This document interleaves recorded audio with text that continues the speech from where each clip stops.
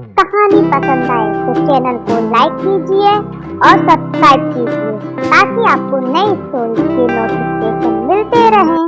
कालू कौवा बहुत ही चालाक था। वह जंगल से अंडों को चुराकर बेच देता था और इसी से अपना परिवार चलाता था। आपको कितनी बार मना किया है, आप ऐसे काम मत किया करो, ये अच्छी बात नहीं है। कोई मेहनत मजदूरी का काम करो। इसमें भी तो मेहनत लगती है कितनी, अंडों को ढूंढना फिर बेचना।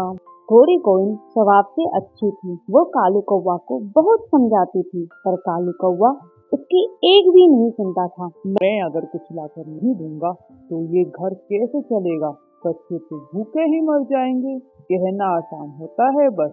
और ऐसे चिढ़कर कालू कौवा वहाँ से चला जाता है। कालू कौवा अपनी पत्नी गोरी कोइन और एक बच्चे के साथ रहता था। जंगल में सभी पक्षी बहुत परेशान थे। कौवा किसी के भी अंडे नहीं छोड़ता था। टूनी चिड़िया, हम लोगों को कुछ तो करना होगा इस काले कौवे का। हाँ, सही बोल रहे हो बुलबुल। ये तो इस तरह से हमारे अंडों को चुरा कर ले जाता रहेगा और इस तरह से हम लोग इस जंगल में नहीं रह पाएंगे। और ऐसा कहकर सभी लोग काले कौवे के घर जाते हैं और गोरी को बाहर बुलाते हैं। गोरी कोइन, बाहर आओ जल्दी। क्या हुआ? आप लोग एक साथ यहाँ क्या कर रहे हो? आपको अच्छे से पता है कालू कौवा के बारे में। वो इस जंगल के सभी पक्षियों के अंडे चुराकर बेच देता है, फिर भी आप कुछ नहीं कहती। अगर ऐसा ही रहा तो हम सब मिलकर उसे मार देंगे। वो तो आपकी वजह से ही चुप हो जाते हैं। नहीं नहीं, आप लोग ऐसा कुछ भी मत करना। मैंने तो बहुत बार समझाया है कालू जी को, पर वो तो मेरी सुनते ही नहीं है। मैं भी तंग आ चुकी हूँ, समझ ही नहीं आता क्या करूँ। आप उनको अच्छे से समझा दें, नहीं तो हम सब मिलकर जान से मार देंगे उसे। और ऐसा कहकर सभी लोग वहाँ से चले जाते हैं। गोरी कोविन को बहुत बुरा लगता है, पर वो कालू कौवा को सबक सिखाने की सोचती है। शाम को कालू कौवा के आने से पहले ही वो अपना बच्चा टूनी चिड़िया के घर छोड़कर आ जाती है। मेरे बच्चे का ख्याल रखना, मुझे कौवा को सबक सिखाना है। शायद ऐसा करने से कौवा मान जाए। आप चिंता मत करो बहन, आप बहुत अच्छी हो, हमको यकीन है कालू कौवा मान जाएगा।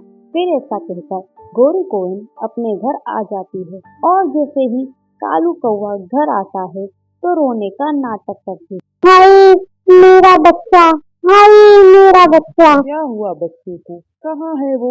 दिख नहीं रहा। मेरे बच्चे को कोई चुरा कर ले गया, मेरा बच्चा ला दो। कौवा डर जाता है और बोलता है, कौन ले गया मेरे बच्चे को?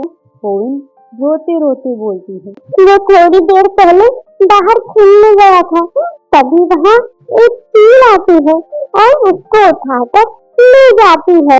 ये सुनकर कौवा भी रोने लगता है। ये सब बुरे कर्मों का नतीजा है।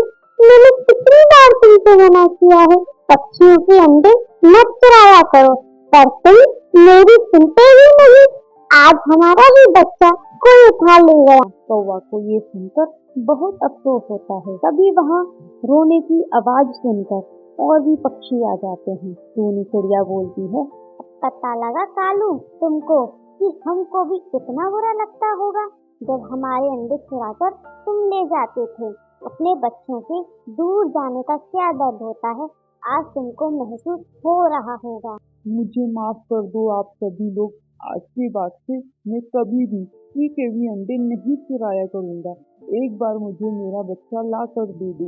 ऐसा सुनकर टूनी चिड़िया कौवे के बच्चे को ले आती है और कहती है, मैं चाहती तो मैं भी तुम्हारे बच्चे को बेच सकती थी, पर ऐसा किया नहीं क्योंकि मैं बच्चों के खोने का दर्द जानती हूँ। ये सब हमने तुमको सबक सिखाने के लिए गोरी के साथ नाटक किया था। अपने बच्चे को देखकर कौवा खुश होकर उसको गले लगा लेता है और फिर कभी किसी के अंडे नहीं चुराता।